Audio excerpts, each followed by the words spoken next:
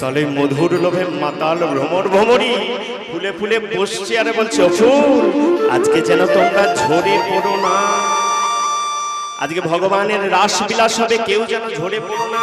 ওই কানে কানে গিয়ে বলছে, কেউ মধু পান করছে না, শুধু কানে কানে একটা কথা বলছে, ও ফুল কেউ যেন আজকে ঝরে পড়ো না।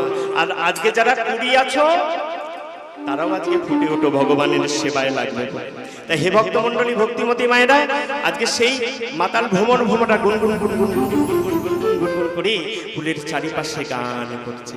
আর ভগবান শ্রীকৃষ্ণ সেই বৃন্দাবনের শোভা দর্শন করছে। বৃন্দাবনের শোভা আজকে দর্শন করতে করতে ভগবান শ্রীকৃষ্ণের মনে পড়ে কি মনে পড়ে জানো?